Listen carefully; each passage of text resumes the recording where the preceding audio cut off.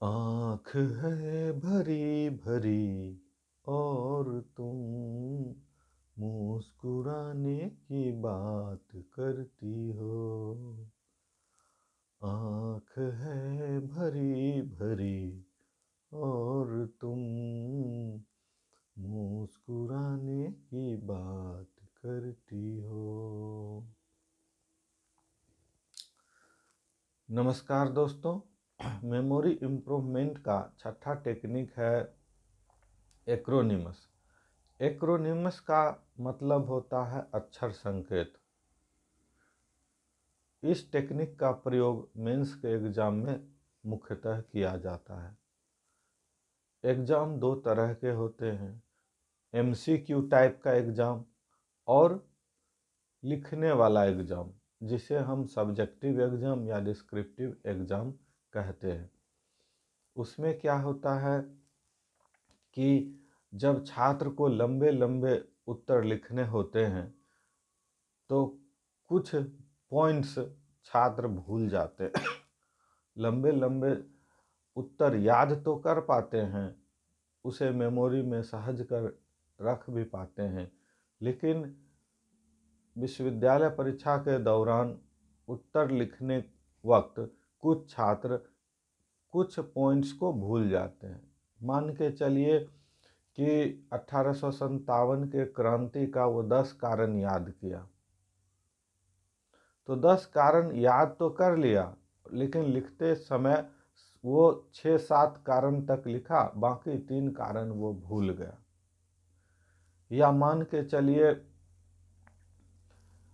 भारत में किसानों की समस्या, इस टॉपिक पर वह निबंध लिख रहा है।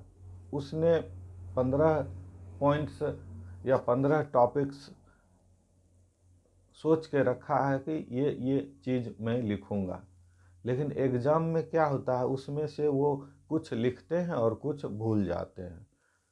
तो वैसा एग्ज़ाम जैसे बीपीएससी का एग्ज़ाम हो, यूपीएससी का एग्ज़ाम हो, या बीए का एग्ज़ाम हो, एमए का एग्ज़ाम हो, तो उसमें जब छात्रों को लंबे लंबे उत्तर लिखने होते हैं 3 घंटा तक, तो उस तरह के एग्ज़ाम में एक्रोनिमस टेक्निक काफ़ी प्रभावी होता है।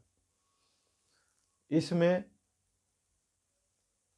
लंबे वाक्यों को हम छोटे शब्द में बदल देते हैं, जिससे छोटे शब्द को याद करते ही वो सारा लंबा वाक्य में क्या लिखा हुआ था वह याद आ जाता है। जैसे आप देखिए, बिहार पब्लिक सर्विस कमीशन, इसको शॉर्ट में बोलते हैं बीपीएससी। तो उतना लंबा चीज़ याद रखने में मुश्किल हो सकता है, इसलिए उसके पहले अक्षर को लेकर के एक छोटा शब्द बना बीपीएससी, और उसके बाद बीपीएससी सोचते ही हमें बाकी सभी चीज़ याद आ जाते हैं। जैसे आप देखिए आसियान, कितना लंबा वाक्य है और उस वाक्य को हमने छोटे से शब्द आसियान में याद कर लिए। उसी तरह नाटो, कितना लंबा वाक्य है, लेकिन उसे हम 4 अक्षरों में समेट लिए। WHO, ये भी लंबा वाक्य है, लेकिन उसे हम छोटे अक्षरों में याद रख लिए। तो इससे क्या होता है कि एग्जाम में सिर्फ हमें इसको विस्तार से लिखना होता है, एलाबोरेट करना होता है। तो दोस्तों, जब भी आप लंबे उत्तर लिखें तो उसमें कई पॉइंट्स होते हैं। जैसे मैंने अभी बताया आपको कि वाक्य को भी छोटा करके आप याद कर सकते हैं, और उसी तरह अगर आप किसी उत्तर का 10 पॉइंट याद किए तो 10 पॉइंट को भी याद रख सकते हैं, लेकिन इसके लिए आपको हर वाक्य के पहले अक्षर को ले लेना है और उससे एक शब्द का निर्माण करना, और सिर्फ एक शब्द याद रहेगा तो आप मेंस के एग्जाम में बेहतर प्रदर्शन करेंगे और आपको अच्छे अंक हासिल होंगे और आप संतुष्टि के साथ एग्जाम से बाहर आएंगे।